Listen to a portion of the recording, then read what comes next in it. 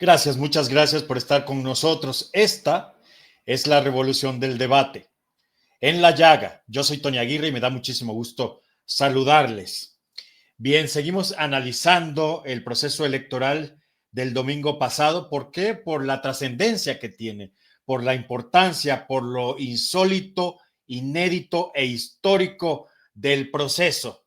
Hay mucha gente en contra, algunos a favor, quizá eso lo estipulan esos 13 millones de votos que dicen que se dieron en esta elección del domingo pasado.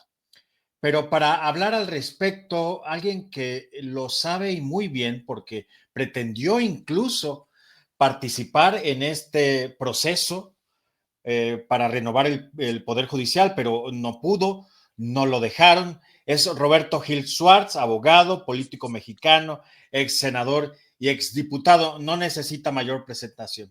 Roberto, qué gusto saludarte. Gracias por estar aquí. El gusto es mío, Tony. Muchas gracias por esta nueva oportunidad de platicar contigo y con tu auditorio. Me da siempre mucho gusto estar en la llaga. Y bueno, sobre todo para comentar contextos tan interesantes que nos han tocado vivir. Sí, sin lugar a dudas, no podemos regatearle a Roberto Gil Suárez que las conversaciones son profundamente interesantes porque se trata de temas profundísimos, como lo has dicho. Roberto, yo quisiera saber tu opinión, evidentemente, de experta sobre este proceso. Pero antes te quiero preguntar, ¿te quedaste con ganas? ¿Se quedó Roberto Gil Schwartz con ganas de participar en esta contienda, en este proceso, en estas elecciones? Y me iría más allá, ¿te quedaste con ganas de ser ministro de la Suprema Corte de Justicia de la Nación? Mira, déjame, empiezo por, a la luz de los resultados, te diría que se pudo haber ganado. Es decir, había un espacio para ganar.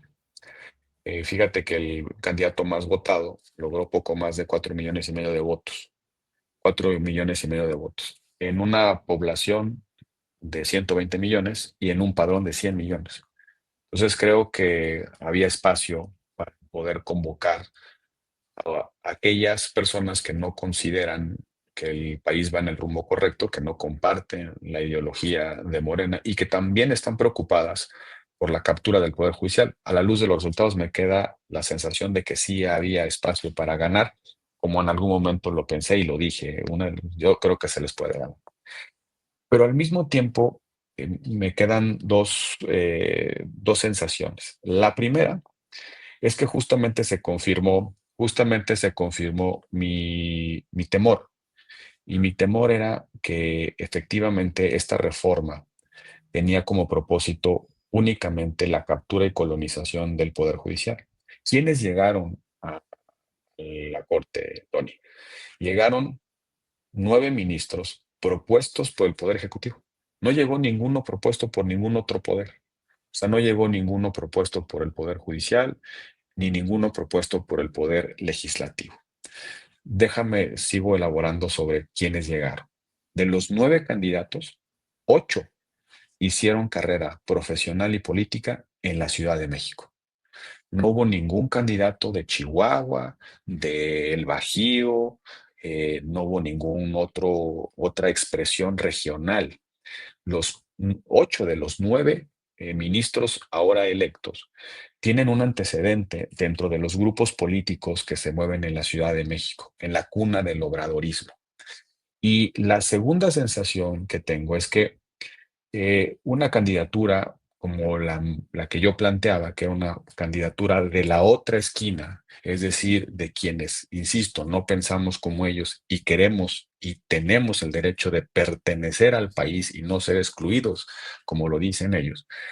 Una candidatura así, sin la movilización activa de la sociedad y de los partidos, hubiera fracasado. Entonces, son mezclas, por un lado te digo, creo que por los números se les pudo dar un susto, creo, sin embargo, que la forma en la que se diseñó esta reforma estaba hecha para que la nueva casta judicial provenga del equilibrio y de las disputas de poder en los grupos de la Ciudad de México, y por otro lado, no se hubiera conseguido el resultado sin las oposiciones en plural, las partidarias, las sociales, en fin, hubiesen construido un movimiento alrededor de algunas candidaturas para dar la pelea y defender desde dentro al Poder Judicial y a la República Constitucional.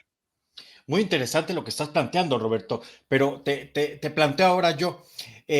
Finalmente, no llegaste, ¿por qué? ¿Por qué te descalificaron? ¿Cuál fue No, no, el no lo, argumento, el pretexto? ninguno, nunca me notificaron nada. Pasé la primera etapa, celebré la entrevista y de pronto ni siquiera me pasaron a la etapa de tómbola. Es decir, por pues en algún argumento que no conoce, porque no conozco mi expediente, los desaparecieron, ya no existen, nadie te los puede dar. No hay una evaluación objetiva, pública y transparente. Simplemente un día me enteré en la publicación de las listas que yo no era idóneo. Y bueno, pues A ver, también es cierto. Roberto, Sí, Roberto, pero tú, recuerdo que conversamos y me dijiste que pues pasabas por tu buena calificación, por la recomendación de tus vecinos, etcétera, etcétera. Es decir, Roberto Gil Suárez cubría el perfil necesario, ¿cierto? sí, de hecho pasé la etapa de cumplimiento de condiciones de elegibilidad, que son las que acabas de relatar: grado académico, calificaciones, cartas de recomendación, experiencia profesional y técnica, publicaciones, en fin, todo lo que exige la Constitución para poder ser elegible. Luego venía la etapa de idoneidad. Para calificar la idoneidad te citaban a una entrevista, te hacían preguntas, yo las contesté, y si pasabas la idoneidad, tenías derecho a entrar a la tómbola. La tómbola era la última etapa para de los que habían seleccionado en el comité. La tómbola hiciera el resto para que llegaran, no por el impulso de alguien, sino que el azar hiciera lo suyo para evitar justamente candidaturas de consigna. A mí no me dejaron ni entrar a la tómbola, a mí en lo oscurito, en la calificación discrecional de idoneidad, es decir, si la persona en concreto, siendo elegible, es apta para ejercer el cargo a través de criterios estrictamente subjetivos. Por ejemplo, en el Poder Judicial hicieron una suerte de sistema de puntajes. El Poder Judicial fue sustituido por el Senado porque te acordarás, en aquel momento hubo una suspensión que el Comité de Evaluación decidió cumplir, y el Senado se llevó la evaluación que le correspondía al Comité de Evaluación. Entonces pasaron los que ellos quisieron. A mí me descalificaron en la idoneidad, pero además te lo digo con toda claridad, yo sabía que eso iba a pasar. Yo no me metí precisamente con el optimismo de que iban a ser estéticamente responsables y que iban a pintar tantito pluralismo. Yo sabía que iban por esto, pero había la necesidad de correrle la cortina. Entonces pasé la elegibilidad, desaparecí en la idoneidad y en la tómbola llegué. Entonces, pero justo a la luz del resultado, te digo, esto era un plan desde el origen. No iba a pasar nadie que fuese distinto, que pensase distinto o que representase hacia adelante un equilibrio interno en el Poder Judicial y en la Corte. Tan es así que los 9 ministros que fueron electos fueron propuestos por el Comité de Evaluación que presidió el señor Saldívar, y de los 9, 8 vienen de la Ciudad de México. Entonces, pues no hay sorpresas, no hay sorpresas. Desafortunadamente no hay sorpresas. Hay quien decía, no, hombre, van a dejar pasar a Roberto y van a dejar pasar a algunos opositores para legitimar la elección. Lo que queda claro es que les da exactamente igual la legitimidad de la elección. Con 13 millones de personas participando, 1 de cada 10 mexicanos están cantando un gran éxito, están diciendo que por fin la República tiene un poder judicial electo popularmente. Imagínate, no les preocupa la legitimidad estética y mucho menos la legitimidad política. A ver, resumiendo en esta primera parte de esta conversación que yo agradezco profundamente, Roberto, tú contabas con todos los elementos para poder participar.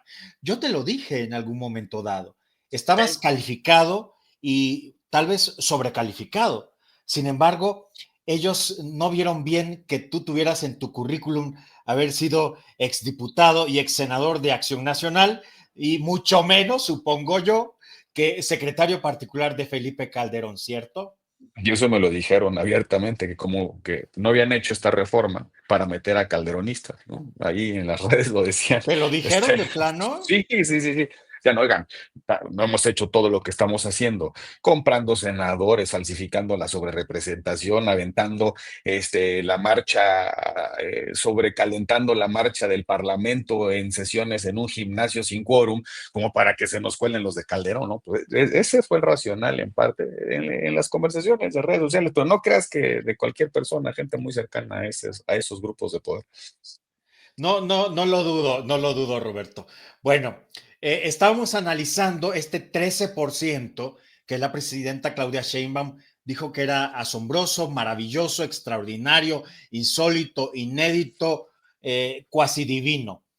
Pero también hay un 22% de votos nulos. Son números que hablan de lo que fue este proceso electoral. ¿Qué dice Roberto Gil Suárez al respecto? Mira, yo creo que la mejor manera de entender ese dato es ponerlo en la perspectiva. Durante los últimos años han existido convocatorias a elecciones en las que únicamente ha ido el obradorismo, únicamente ha ido Morena, porque las oposiciones pues, han decidido abstenerse, la sociedad no se ha interesado y en consecuencia pues, solamente los morenistas fueron. Te voy a poner el primer caso, la consulta del aeropuerto. En la consulta del aeropuerto fueron un poquito más de 1 millón. Ahí la oposición no fue. Recordarás que la oposición dijo yo no me voy a prestar a esa farsa. El aeropuerto no se puede cancelar por aplauso o por arenga. Es un proyecto muy serio, muy caro, que tiene que responder a lógicas técnicas, a lógicas de interés público, no ¿Fue un en función. error? ¿Fue un error no Sí, haber ido? ¿No haber ido la justamente oposición? no, es el error, justamente a eso voy. El error de la oposición ha sido que no hemos ido a ninguna.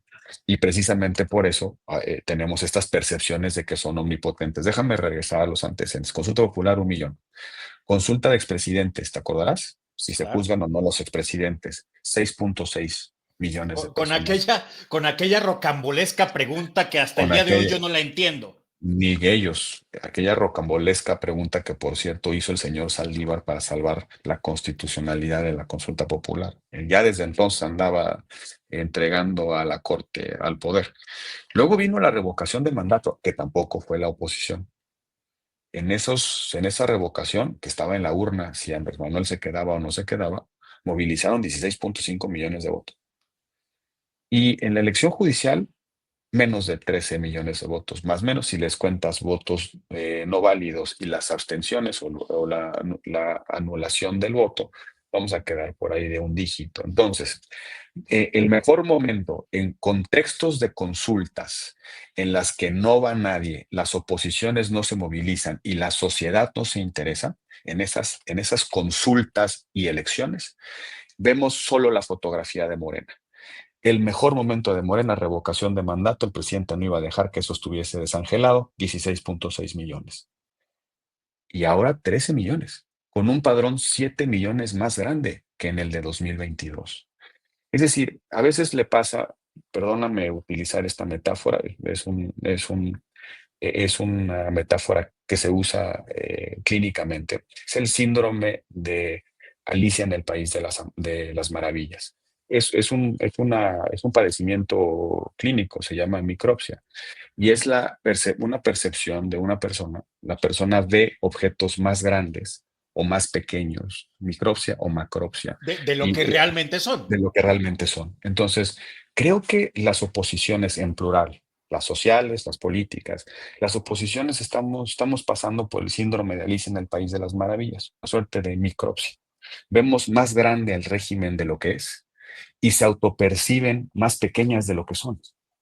Entre otras razones porque no han ido a estas convocatorias a jugar el pulso, a convocar, a movilizar, a apelar a los ciudadanos, a explicarle a los ciudadanos por qué es importante repudiar en las urnas la pregunta que está en la boleta o las personas que están en la boleta. Ha sido Entonces, más fácil lavarse las manos y ahí está el resultado, este es el Roberto. resultado. Nos están ganando palmos de poder por abandono. Es decir, con 13 millones de votos o 13 millones de personas en las urnas, con 13 millones de personas ya se hizo Morena del tercer poder del Estado. pero ciertamente tiene que ver con el fraude, con la reforma, con la sobrerepresentación, con muchas cosas que pasaron, con la compra de senadores. Pero también esos 13 millones de votos han capturado a un poder del Estado, al Poder Judicial, porque no hay nada enfrente. No ha habido nada enfrente. Yo me niego a pensar que en el 97%, en los 97 millones de mexicanos que no fueron a votar, no hay algo que pueda, con lo cual se pueda construir el otro bando. Y mira, usando una imagen futbolística del fútbol, yo escucho constantemente en las oposiciones diciendo, oye, tenemos un partido. Bueno, el partido de la final son las elecciones, pero tenemos el de cuartos u octavos de final. Y entonces empieza a decir el director del equipo, oigan, yo creo que no hay que ir a esa cosa, ¿eh? Miren, porque pues, vamos a jugar de visitantes y la gente grita mucho, oye, y a lo mejor nos avientan cosas o algo así, pero ¿saben qué? Además, si vamos ganando, el árbitro nos va a marcar foul, nos van a expulsar jugadores y en el último minuto, si necesitan, van a marcar un penal y nos van a ganar. Está muy bien, entonces, ¿qué hacemos? No vamos. Y entonces no vamos y el partido se pierde por default. Pero ¡Viva más la aún, democracia! ¡Viva ahí está una imagen. Una imagen que dice más que mil palabras, ¿no, Roberto? Sí, la imagen de la votación. Y te decía, y luego nos damos cuenta que el equipo contrario, ese equipo de jugadores y con el árbitro y todo, llega al partido pues peleados entre ellos, desmañanados, no fue el titular, pero de todos modos ganan el partido. Es lo que te quiero decir.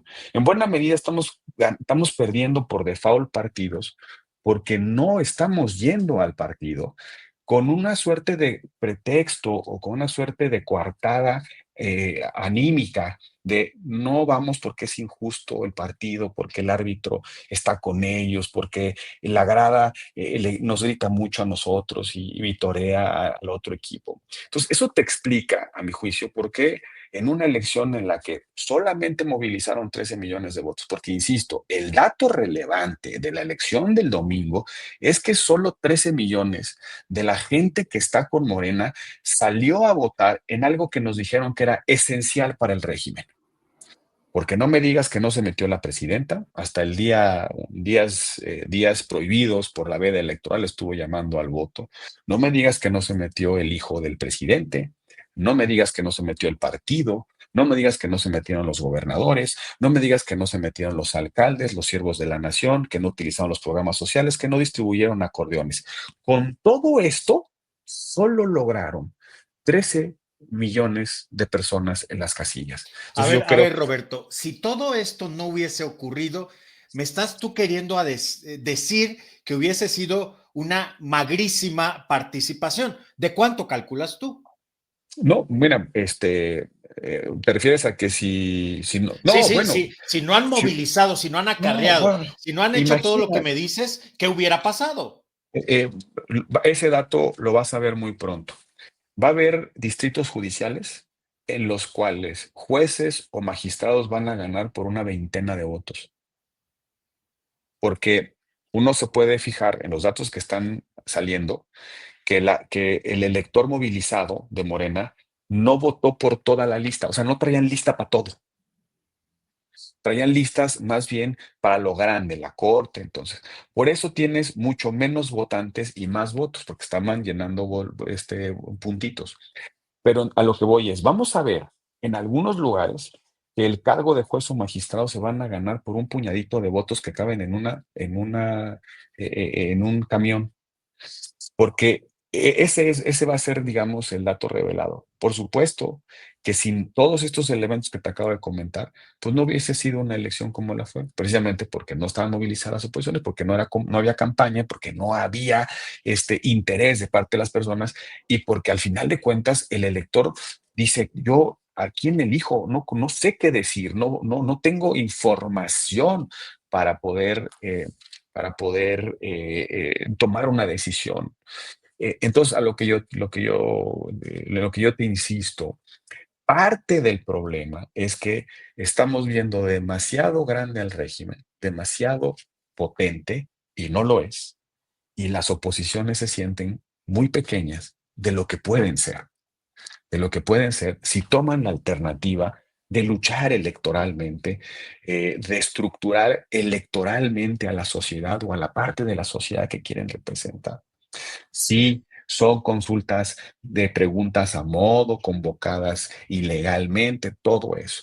Pero también hay unas como la de la elección judicial o como la revocación de mandato, que son procesos institucionalizados, en las que valía la pena probar nuestra capacidad de activar la conciencia, la inteligencia, la voluntad de las personas e ir construyendo una organización potente hacia adelante. Probablemente si hubiéramos ido a la revocación de mandato en el 2022, al menos hubiésemos tenido una lista de ciudadanos dispuestos a ayudarnos para representar como representantes de casilla en el 2024. Oye, Porque Roberto, una maquinaria que se enciende cada 3 años, pues no, que no les extrañe que tarde en arrancar, ¿verdad? Pues que no. claro, desde luego, desde luego. Oye, Roberto, te escuché decir que ese 87% que no votó, pues tampoco es que lo haya hecho en contra, vaya, porque estaba yo escuchando a Lili Telles decir que era la protesta de la mayor parte de México en contra del régimen, y tú decías que no, y estoy de acuerdo contigo. Finalmente, no todos salieron a votar precisamente no por estar en contra, sino por abulia, por aburrimiento, por desinterés. En fin, esto también lo decía un poco Luis Carlos Ugalde. ¿Qué tienes que decir, Roberto? No, mira, yo creo que uno de los grandes misterios de la ciencia política es interpretar la abstención. Porque la abstención es una decisión que implica no decisión. No sé si me estoy explicando. Entonces, es muy complejo calificar la abstención. Hay varias hipótesis. Puede ser un voto una decisión de rechazo, no mito, no legítimo. Ha sucedido en varios lugares del mundo. Bolivia, por ejemplo. En Bolivia, en la elección judicial, la gente no fue y de hecho no pudieron cumplir el quórum necesario para poder darle validez a la elección. Hay abstenciones que son mensaje de rechazo al proceso electoral o a lo que se decide en el proceso electoral. Es protesta. Hay abstenciones que se basan fundamentalmente en la baja información. Es decir, como no hay competencia, no hay contienda, no hay debate, deliberación, las personas no se enteran de qué se trata y como no se enteran, no se involucran y cuando no se involucran en una ponderación de incentivos, en el domingo dicen, pues yo qué voy, ¿no? No tengo nada que hacer, mejor me quedo viendo el fútbol. Pero también hay otra abstención que puede ser una suerte de claudicación moral. Ya no hay nada que hacer. En consecuencia, como inferencia, mejor no voy. O la otra, en el otro extremo, puede ser la abstención que dice, el abstencionista que dice, como mi partido, mi régimen, mi movimiento ya ganó todo, pues ya no tengo nada para que pierdo el tiempo. Ellos se encargan. Entonces puede ser una combinación. Por eso hay que tener mucho cuidado con hacer hipótesis o generalizaciones a partir del dato del 90% de las personas que con derecho a votar que no fueron. Yo por eso me centro en los que sí fueron. Yo me centro en quienes sí acudieron a la convocatoria. Y lo que yo sostengo es que el piso de movilización con todos los recursos, hoy es del 13%. Lo fue en el 22 del 16. López Obrador en el 2006, con él en la boleta, en una elección con la oposición movilizada y una elección presidencial que tuvo casi el 60% de participación. En el 2006, López Obrador reunió 4.7 millones de votos. En el 2012, 15.8. Es decir, creo que el obradorismo por ahí anda, de 13, 14, 30, 16 y ahora anda en 13. Yo no me atrevo no me atrevo a teorizar sobre las abstenciones. el comportamiento y motivaciones de los abstencionistas, pero sí me atrevo a decir que con todos los recursos del Estado, el resultado es una fotografía de cuál es el peso y medidas del cuerpo electoral de Morena. Y es 13 millones de votos, descontándole muchos que sí acudieron a las urnas a anular su voto o a expresar de otra manera su indignación.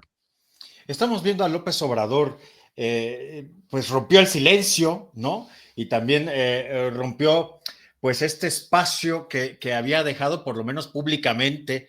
¿Qué significa su reaparición y haber roto el silencio, Roberto? ¿Fue como dicen para promover el proceso? Mira, yo a veces no entiendo un poco estas posiciones de que andan tan interesados por dónde está López Obrador. López Obrador está donde tiene que estar, es tratando de darle espacio a su heredera. No, no habrá la sucesión tan exitosa que tuvieron en el relevo de poder estaría fracasando si Andrés Manuel estuviera visiblemente despachando en Palacio Nacional. Pero también es una dinámica de poder. ¿Me explico? O sea, yo creo que tiene que estar en silencio, en el único lugar en el que probablemente puede estar, que es ahí cuidado en Chiapas. Quienes se imaginaban que López Obrador no sale porque cuando saliera del lugar en el que estaba iba a llegar un helicóptero de los Navy SEALs y se lo iban a llevar por los pactos con el narco, me parece que están bordando en ingenuidades o han visto muchas películas. Yo creo que era obligado que saliera López Obrador. Esta elección fue por sus propios caprichos, ni modo que no saliera. Si no salía a votar, validaba la posición de la abstención. Imagínate lo que hubiese sido. Yo estaría ahorita diciéndote, ya ven, cómo esto ni siquiera lo respalda López Obrador, porque son interpretaciones políticas que se hacen. Una ausencia y una presencia provocan esta interpretación. Yo creo que tenía, obviamente,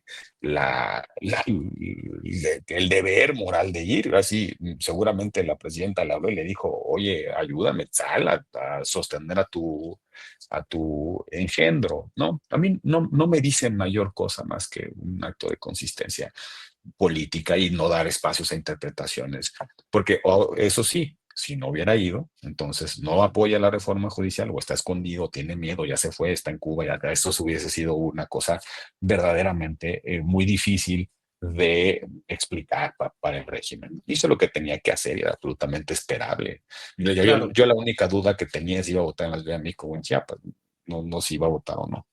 claro. Mataron varios pájaros de un tiro con su presencia, con su aparición o reaparición. Roberto, veo que tienes el dedo pintado. ¿Fuiste a votar? Sí, Cuéntame. sí fui. Cuéntame, Fui ¿cómo el- te fue? no, yo ya fui a anular mis boletas. Yo, como lo dije en algún momento, yo quería ver cómo estaban funcionando esta elección. Llegué poco antes de las 8, me formé, no había nadie. Eh, sí llegaron los funcionarios de casilla. Yo quería estar antes de las 8 por si no llegaban los funcionarios de casilla para poder servir como funcionario de casilla. Fui el segundo en la votación. Quien estaba antes de mí, un obradorista convencido, me dijo, ¿y usted qué hace aquí? Le digo, cuidando que usted no se robe las elecciones. Entonces, entré, presenté, como dije en algún momento, un escrito a los funcionarios de casilla en derecho de petición y les dije que la ley obligaba inutilizar las boletas sobrantes. Ellos tenían la autoridad para determinarlo, que eso podía ser un espacio para el fraude. Me dieron mis boletas, calculé intencionalmente el tiempo que me llevó la lectura cuidadosa de las candidaturas, las 9 boletas que en mi caso me tocaron, y me di cuenta que una persona que puede más o menos estar familiarizada con los nombres y con los procesos, a mí me llevó ese proceso 26 minutos. Eh, Anulé mis votos, evidentemente, y luego me quedé, ¿Escribiste algo? sí, sí, escribí no y anulada y por un poder judicial independiente y republicano. Hay expresiones de graffiti electoral. Y me quedé un rato afuera de la casilla para tratar de ver si iban a llegar movilizadores, si iba a haber tratar de cachar alguna. Oye, Roberto, ¿te contestó algo esta persona, esta primera persona que llegó antes que tú, cuando le dices, Sí, estoy sí, aquí no, y viendo que ahí usted no se robe los votos? sí, tuvimos ahí un intercambio muy respetuoso, el intercambio, pero Fue muy fuerte lo que le dijiste. pues es que esa es el problema tan fuerte como cuestionar mi derecho a ir a la urna, Claro. ¿no? O sea, ¿y usted qué hace aquí? Pues, no, pues, ¿cómo que usted qué hace aquí? Pues Pues, ahora sí que, pues sí, y este, eso pudiste haberle dicho a usted que le importan. sí, pues, usted qué hace aquí, pues justamente es mi derecho estar aquí, también mi derecho evitar que usted se robe las elecciones o que su partido se robe las elecciones. Y al final ya salimos de votar los dos y hubo ahí un intercambio más en la lógica es que el Poder Judicial de los privilegios, y yo le contestaba, no me diga a mí lo que fue el Poder Judicial con López Obrador cuando había un piso en el Consejo de la Judicatura en el cual se perseguían opositores, se mandaban instrucciones para negar o girar órdenes de aprehensión contra todo aquel que fuese incómodo para el gobierno. Entonces yo creo que eso habría que matizarlo con alguna información. Muy respetuoso, un señor mayor, cercano a los 70 años. Pero bueno, éramos los únicos dos ahí, junto con los funcionarios de casilla y un policía. Entonces, pero bueno, pues esa fue la experiencia. Yo quería ver si las boletas tenían papel seguridad, si había tinta indeleble, si se estaba instalada la casilla. Quería confirmar efectivamente que hubiese un bloc, un libreto para consultar los candidatos, y un poco entenderla una elección inédita. Por cierto, una elección que se fue organizando a base de acuerdos del INE y no conforme a lo que establece la ley y que rompió muchas de las tradiciones, de las rutinas que se han venido instalando en nuestro país desde que tenemos elecciones democráticas arbitradas por el INE. Entonces, para mí esa era la experiencia fundamental, ver algo irregular, denunciarlo. Te digo, me quedé unos minutos alrededor, me acabé mi café y ahí estuve. Y luego, en la tarde, cuando terminó la votación, al cierre de la votación, a las 6 de la tarde, me fui a esa casilla y algunas otras. Y le fui a tomar fotos a la sábana que la ley obliga a publicar en el caso de la elección judicial.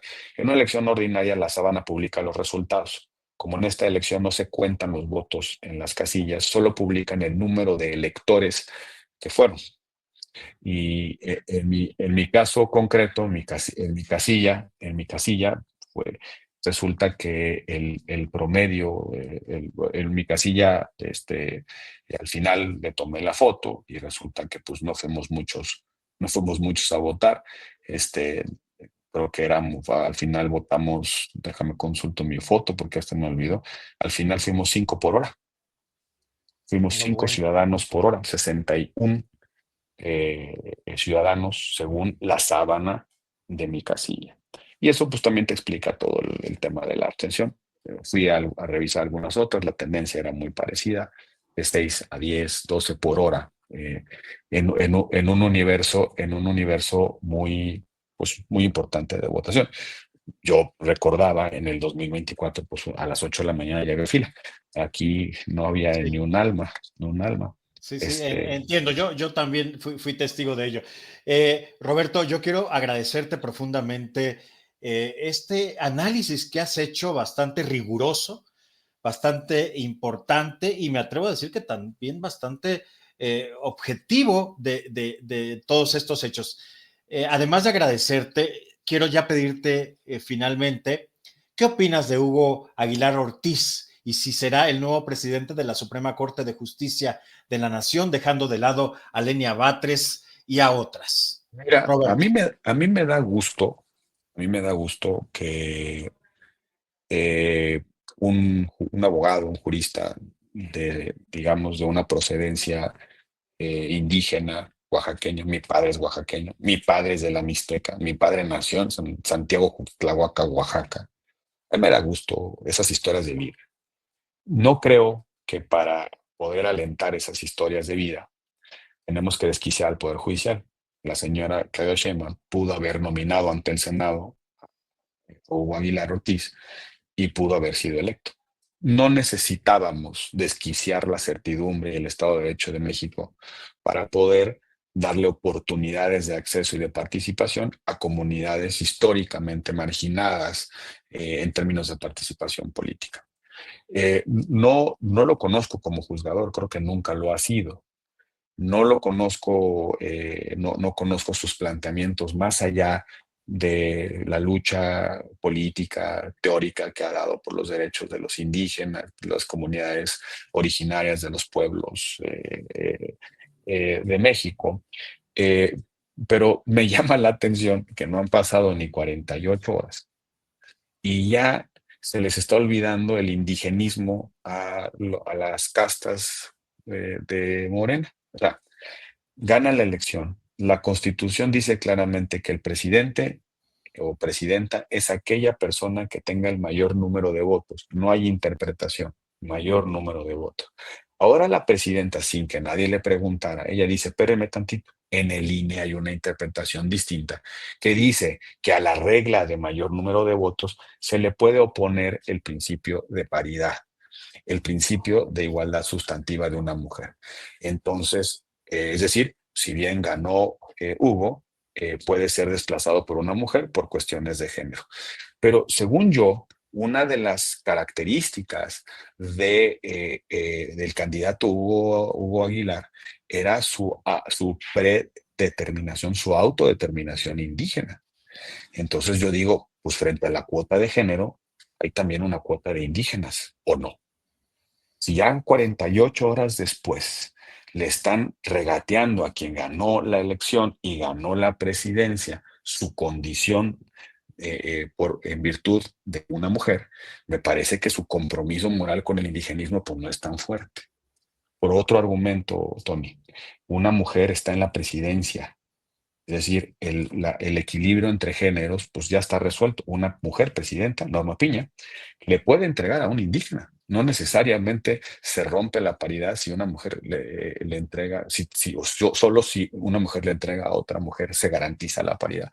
Entonces me llama mucho la atención esos mensajes, como ya nos están diciendo que contra la votación, contra el reconocimiento de un electorado a la condición indígena de una persona, se le puede oponer el género de alguien que ha mostrado una lealtad acrítica al movimiento.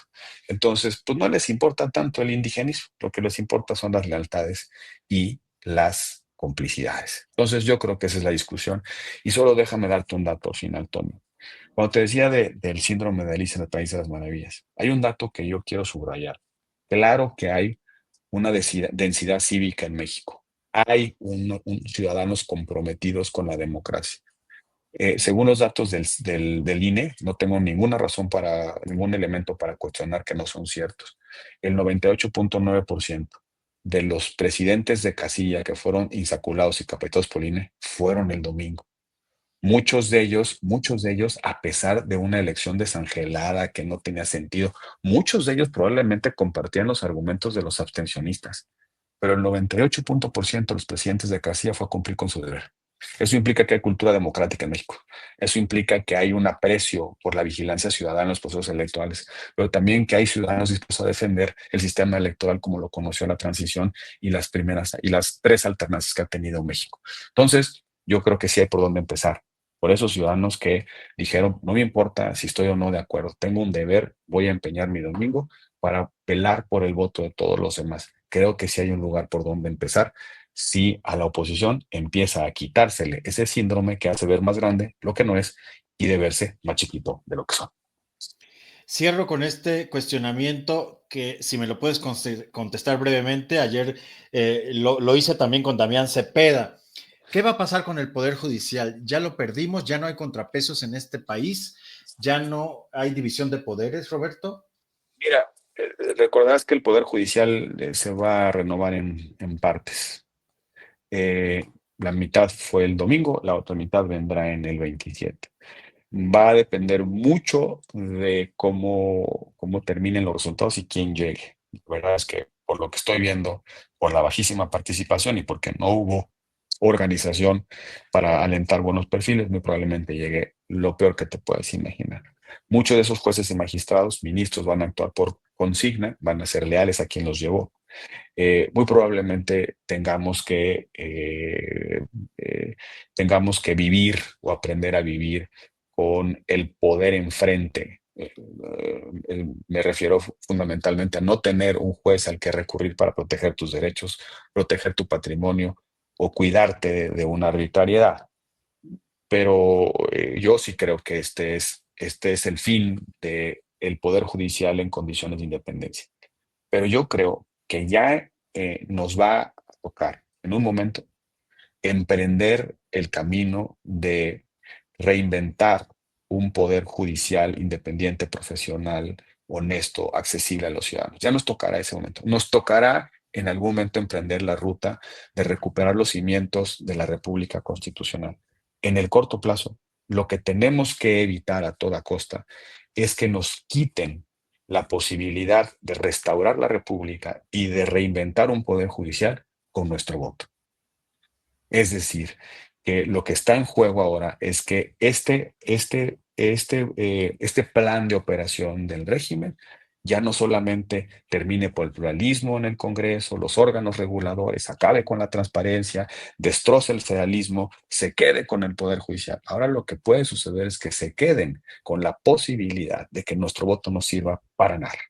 Que en el 27 estemos a una semana de la elección, en la elección en la que vamos a renovar la Cámara de Diputados, 16 gobernaturas y muchísimos alcaldes, congresos locales, que una semana antes del domingo primero, el primer domingo de junio del 2027, estemos tú y yo hablando si nos abstenemos como protesta o si participamos para validar el fraude.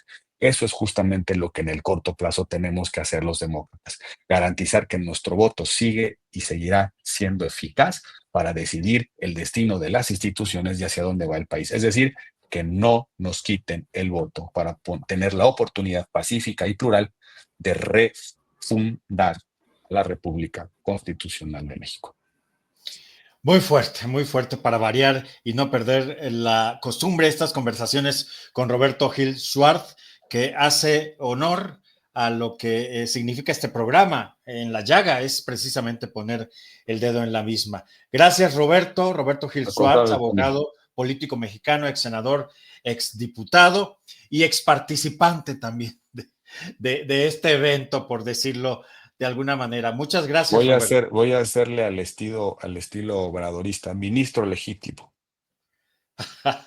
Oye, quiero despedirnos con estas imágenes de mexicanos que marcharon, que se manifestaron. No todo está perdido, creo, Roberto. Y ahí van las imágenes. Yo soy Tony Aguirre. Esta fue la revolución del debate en la llaga. Hasta la próxima. Gracias.